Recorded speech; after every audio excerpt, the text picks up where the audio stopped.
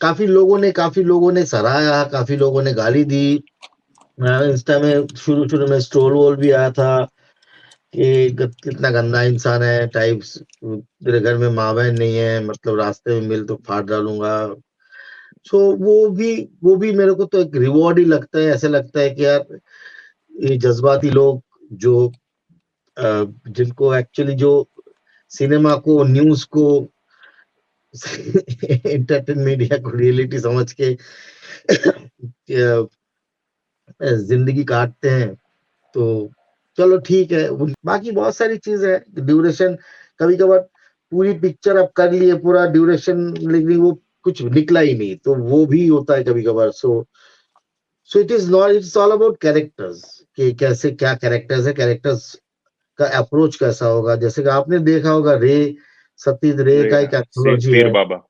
पीर बाबा था, तो वो 3 सीन है, मतलब इसलिए जस्ट 1 मिनट और 2 मिनट्स ऑफ अपीयरेंसेस। लेकिन but you know the how impactful was the character was, क्योंकि हर एक चीज़ तो पब्लिक डोमेन में है। मतलब मेरा मेरा कला जो है, मेरा आर्ट जो है, मैं जो करता हूँ, वो ऐसा भी तो हो सकता है कि किसी को पसंद भी ना आए। तो मतलब वो सराखों पर, मतलब जिनको अच्छा लग रहा है वो भी सराखों पर, जिनको नहीं अच्छा लग रहा है उनसे भी मैं सुनता हूँ कि क्या मतलब बताओ किस तरीके से। तो फिर मैं कुछ अंडरस्टैंडिंग के लेवल ग्रो करता हूँ चीज़ों को।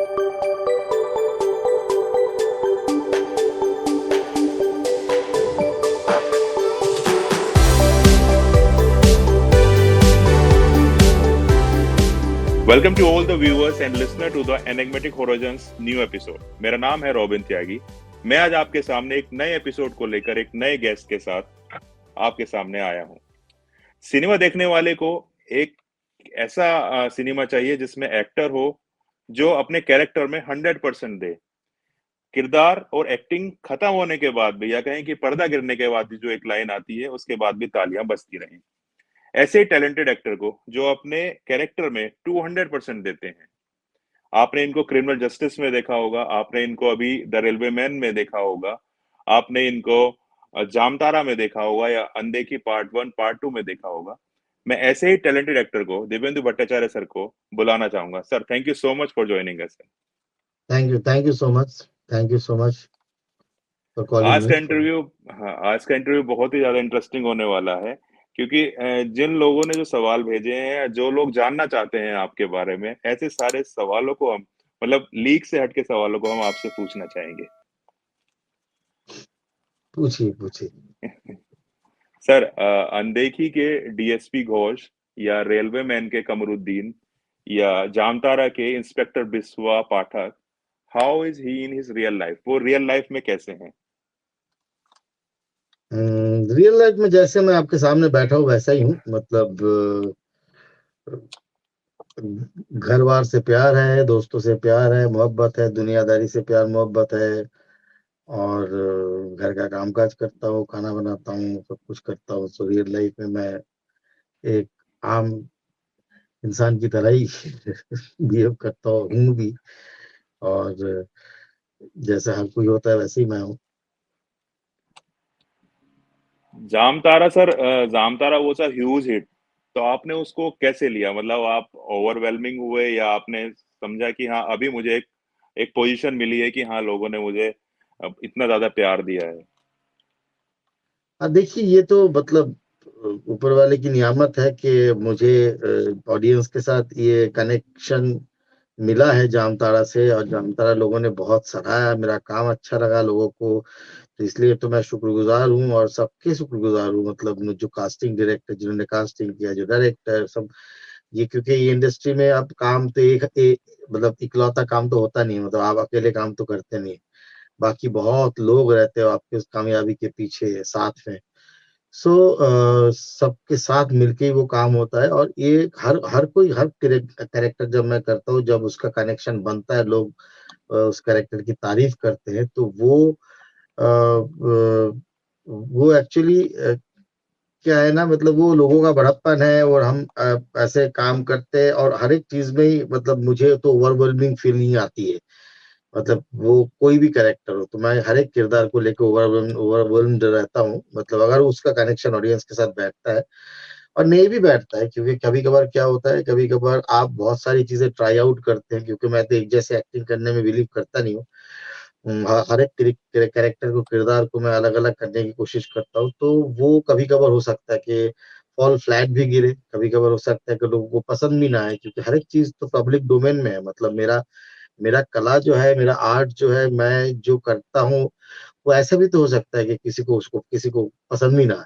तो मतलब वो सर आंखों पर, मतलब जिनको अच्छा लग रहा है वो भी सर आंखों पर, जिनको नहीं अच्छा लग रहा है उनसे भी मैं सुनता हूँ कि क्या मतलब, बताओ किस तरीके से। तो फिर मैं कुछ अंडरस्टैंडिंग के लेवल ग्रो करता हूँ चीजों को लेकर। और मैं ये पोजीशनिंग, जैसे कि आज तुमने ये कहा कि मैं देखने के बाद आपको लगता है कि अब मैं इस पोजीशन में आया हूँ। पोजीशन वगैरह तो मैं कभी सोचता ही नहीं हूँ कि मनी फेम ये सब तो बाई प्रोडक्ट है। काम तो काम होता है, उस काम में जब एक्कोलेट्स मिलता है, जब लोग आपके सराहते हैं, लोगों के साथ जो कनेक्शन बनता है, वही आखिरकार आपका मोटिवेशन फोर्स बनता है अच्छा और काम करने का। जी सर, आप how do choose your role, by character और इट्स ड्यूरेशन? हमने रेलवे मैन में देखा कि आपका एक जो फर्स्ट उसका एपिसोड है उसमें जो उसी में ही आपका है।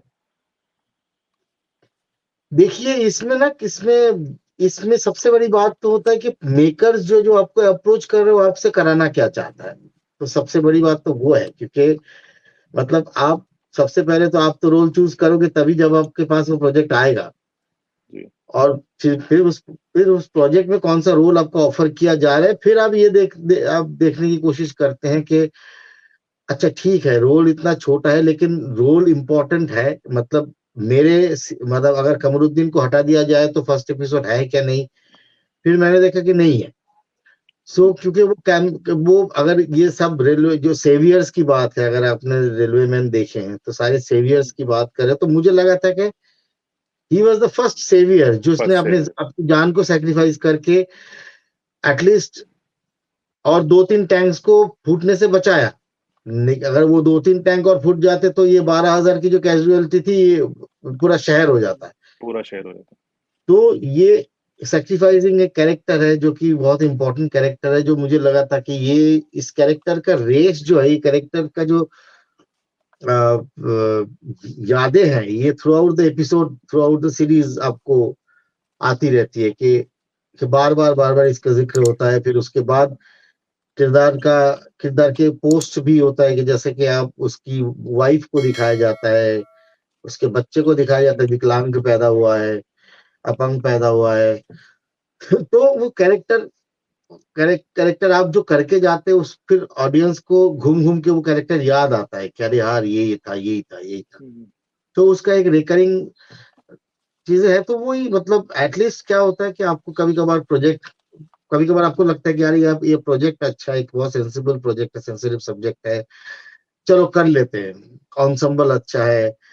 कभी कभार और मैं न्यू डायरेक्टर के साथ, न्यू कमर्स के साथ काम करने में बहुत आग्रही होता हूँ, क्योंकि वो एक अलग दुनिया है, वो अलग चीजों को रेप्लिकेट करते हैं जिस दुनिया से मैं वाकिफ नहीं हूँ। वो जनरेशन है, उस जनरेशन को फिर मेरे को भी जानना होता है कि क्या सोच रहे हैं वो जनरेशन, कैसे, क्या क्या किस क्या वैल्यू सिस्टम है, क्या कैसे कैसे कैसे। तो वो एक, एक उसमें नॉवेल्टी रहती है, एक नयापन रहता है। तो अच्छा लगता है मुझे काम करने में। तो और बाकी बहुत सारी चीजें हैं, ड्यूरेशन कभी कभार पूरी पिक्चर आप कर लिए, पूरा ड्यूरेशन, लेकिन वो कुछ निकला ही नहीं, तो वो भी होता है कभी कभार। So it's all about characters, कि कैसे क्या कैरेक्टर्स है, कैरेक्टर्स का अप्रोच कैसा होगा। जैसे कि आपने देखा होगा सतीश रे रे का एक एथोलॉजी पीर है, बाबा। पीर बाबा था। तो वो तीन तीन सीन है, मतलब इसलिए जस्ट 1 मिनट और 2 मिनट्स ऑफ अपीयरेंसेस, लेकिन but you know the how impactful was the character was. जैसे तो वही होता है एक्चुअली, क्योंकि आप, और क्या होता है, और ऑडियंस डायरेक्टर के पास भी यही चीज होता है कि डायरेक्टर सोचते हैं कि यार मैं एक छोटे किरदार के लिए देवुदा को ले रहा हूँ, लेकिन देवुदा आएंगे तो फाड़ देंगे और समथिंग लाइक दैट। और उसमें उसमें टेंशन और भी बढ़ जाती है, उसमें प्रेशर और भी हो जाता है यार। तो लेकिन वही चीजें जो है, मैं तो वो सब सोचता ही नहीं कि मैं क्या फाड़ू या क्या ना फाड़ू। लेकिन एटलीस्ट डायरेक्टर जो सोच रहा है, कैरेक्टर में जो लिखा है उस चीज को भली भांति निभा के लेके जाओ, वही मेरा काम है। बाकी आगे बॉक्स ऑफिस किसने देखा है, बाकी आगे तो मैं तो मुझे तो पता ही नहीं ना ऑडियंस को क्या पसंद है क्या नहीं है। मैं तो डायरेक्टर का जो सोच है, डायरेक्टर की जो सोच है, उसका जो विजन है उसको फुलफिल करने की कोशिश करता हूँ। फुलफिल। That's it. जी sir. Criminal Justice was a super hit sir. हमने जो रिसर्च किया कि but what happened personally with you after it, I am talking कुछ नहीं, अबाउट मुझे वो थ्रेट मेल्स। काफी काफी लोगों ने सराहा, काफी लोगों ने गाली दी। इंस्टा में शुरू शुरू में स्ट्रोल वोल भी आया था कि कितना गंदा इंसान है टाइप्स, तेरे घर में माँ बहन नहीं है, मतलब रास्ते में मिल तो फाड़ डालूंगा। सो वो भी मेरे को तो एक रिवॉर्ड ही लगता है। ऐसे लगता है कि यार ये जज्बाती लोग जो जिनको एक्चुअली जो सिनेमा को, न्यूज को, एंटरटेन मीडिया को रियलिटी समझ के जिंदगी काटते हैं, तो चलो ठीक है। उनको लग रहा है कि फिर नेक्स्ट में मतलब उनको फिर हिम्मत ही नहीं हुई है, मतलब कि जब मेरा कोई अच्छा काम आता है तो दोबारा बोलने के लिए, क्योंकि वो अपने खुद की नजर में गिर चुके थे। तो उस समय सर स्ट्रेस रहा या फैमिली से डिस्कस किया कि ऐसा आ रहा है, क्या होनी चाहिए अप्रोच, या आपको डर लगा कभी कि हाँ ये सब चीजें? नहीं, एक्चुअली मैं बहुत नया था, मतलब डिजिटल मीडिया में और ये इंटरनेट की दुनिया में, क्योंकि मैं बहुत ज्यादा बिलीव करता नहीं हूँ इस दुनिया में। मेरी कोई बिलीव ही नहीं सोशल है, क्योंकि मीडिया। मुझे मालूम है ये चोचले की दुनिया है, एक पूरा पूरा खोखला है, खोखला दुनिया है। यहाँ यहाँ ये वैल्यू सिस्टम की कुछ नहीं है। ये बहुत ही पर्सनल डोमेन में घुसने वाली चीज है। तो लेकिन मेरे बच्चों ने, मेरे दोस्तों ने, मेरे इर्द गिर्द के लोग सारे शुभाकांक्षी जो है, मतलब तो वो हमेशा कहते रहे कि यार as an actor you need to be in this platform. So वो एक चीज है वो, तो फिर उन्होंने जबरदस्ती कर दिया था। तो जब वो ये सारे स्ट्रोल्स आना शुरू हुआ, तो फिर मैंने लगा कि यार ऐसे तो ये तो मोहल्ले वाली बात है ना, कि जैसे कि मोहल्ले में जिन लोगों को आप तवज्जो नहीं देते थे कभी भी जिंदगी में, आज आप जी। उनकी बात भी सुनने को मजबूर हो रहे हैं, क्योंकि आप उनके डोमेन में घुस चुके हैं, क्योंकि वो आपके डोमेन में आ रहा है। क्योंकि क्योंकि आप मोहल्ले में जाएंगे, तो मोहल्ले में जाएंगे तो आपको तो ऐसे लोग मिलेंगे ना जो तेंदुलकर को भी क्रिकेट खेलना सिखाते हैं। बोले कह रहे यार उसको खेलना ही नहीं आता यार, उस शॉट का ऐसे थोड़ी ना मारना था, उस शॉट का ऐसा मारना था। तो आप उन लोगों से कैसे आप मुखातिब होंगे बताइए? तो वो उन लोगों को आप छोड़ ही देना चाहिए ना। तो, सर तो आपका bond between you and your Vespa scooter. अरे हाँ, मतलब वो अभी थोड़ा सा हाल फिलहाल में थोड़ा सा वो खराब हुआ पड़ा है, उसका रिपेयरिंग होनी बाकी है। एक्चुअली दरअसल वो मेरा स्कूटर नहीं है, लेकिन चलाया मैंने बहुत, क्योंकि वो मेरी वाइफ की स्कूटर है। अच्छा। बट हाँ, मतलब मैं तो उसी को लेके ही निकल जाता हूँ, मतलब अगर कुछ सब्जी वब्जी लाना हो, ये सब कुछ करना है तो वो, because I cook at home, so मुझे पता है कि क्या लेना है क्या नहीं लेना है, तो मैं उसी को लेके निकल जाता हूँ। तो लेकिन अभी तो वो कैसा फिलहाल एक्सपीरियंस थोड़ा रहता बंद। है, एक्सपीरियंस कैसा रहता है सर मार्केट में? आपको लोग कुछ मिलते नहीं यार, होंगे। ऐसे ही मतलब ऐसे ही बस कुछ नहीं, मतलब लोग पहचानते, हाय हेलो करते हैं, सब्जी वाला भी पहचानते हैं, उनसे दो तीन बार्गेनिंग करके दो तीन बातें कर लेता, वो थोड़ा सा एक दिन की उपलब्धि होती है। बोलते होंगे पैसा मत दीजिए सर मैं। नहीं नहीं, बोलते कि सर आप पैसा क्यों कम कर रहे हो?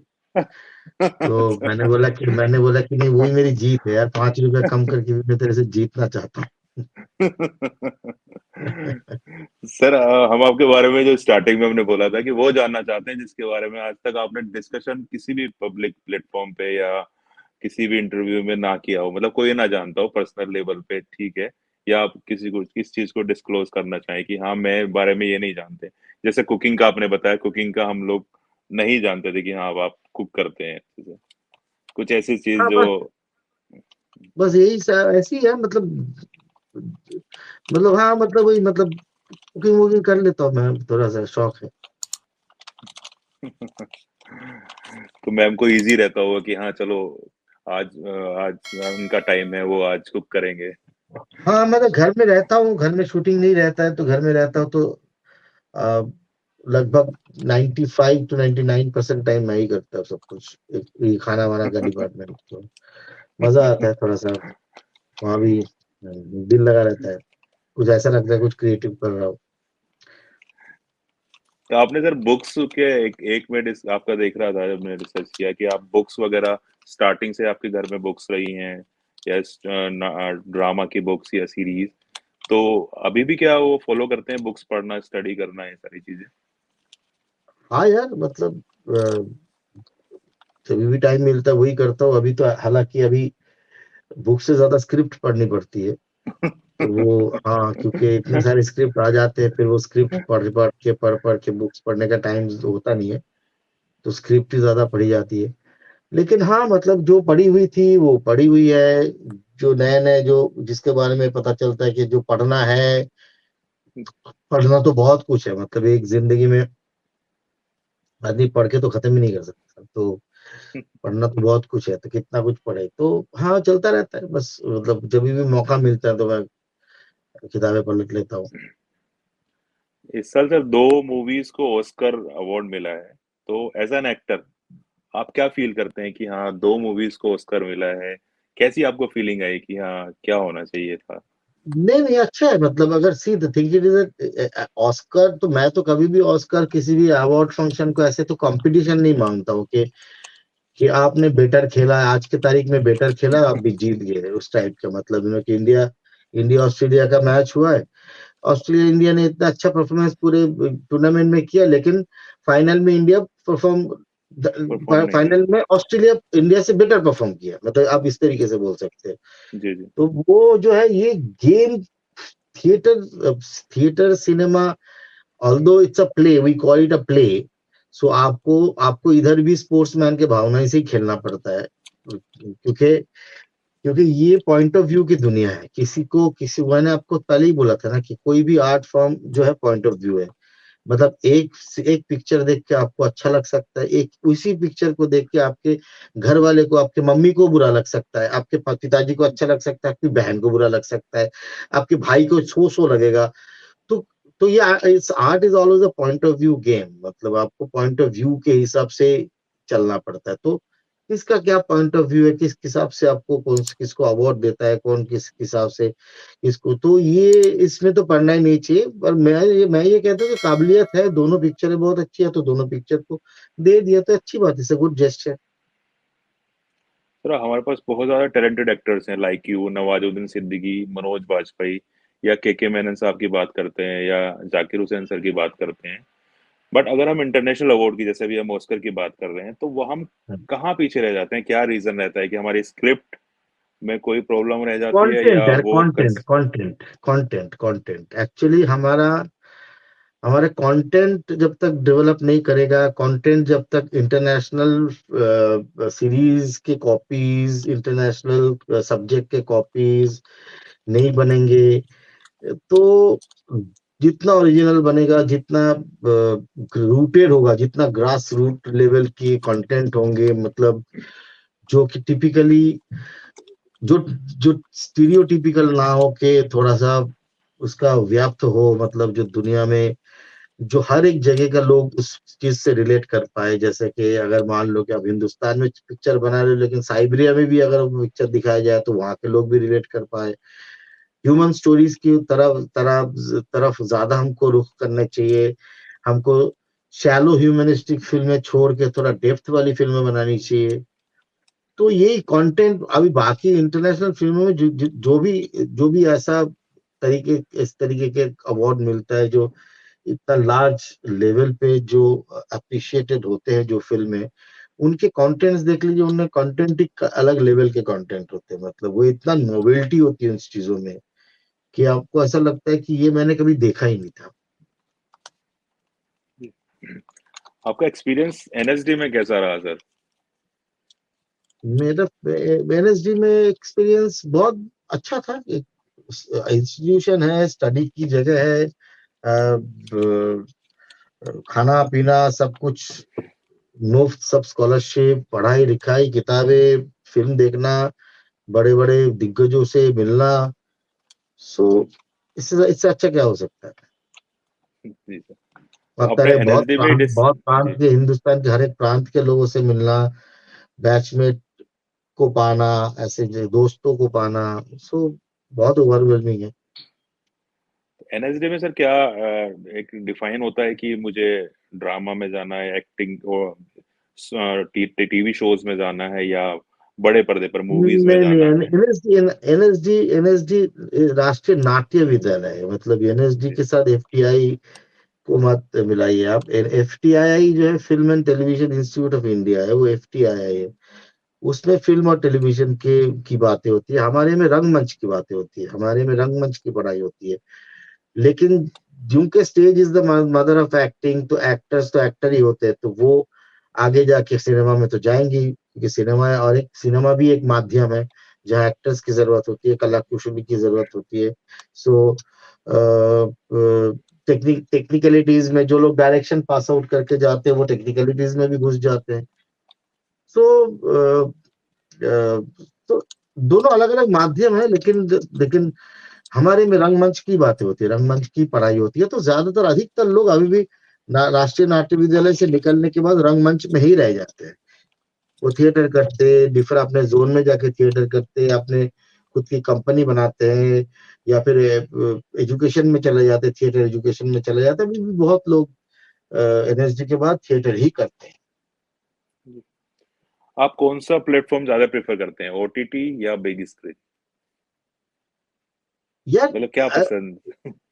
बिग स्क्रीन का एक मैग्नम ऑपस है। एक जगह में आपको एक्सक्लूसिवली जाके देखना पड़ता है। आप टिकट खरीद के बाकायदा जाते हैं, तो एक उस बिग स्क्रीन का एक सैक्रोसेंट है। मतलब एक ऐसी चीज है कि जो आपको जाना पड़ता है, प्रिसाइजली जाके देखना पड़ता है, और आप उसके लिए टाइम निकालते हैं। आप उसके लिए और वो एक पर्टिकुलर फ्रेमवर्क में होता है कि अब 2.5 घंटे की फिल्म होगी या 1.5 घंटे की फिल्म होगी, उसी में सब कुछ दिखाना है।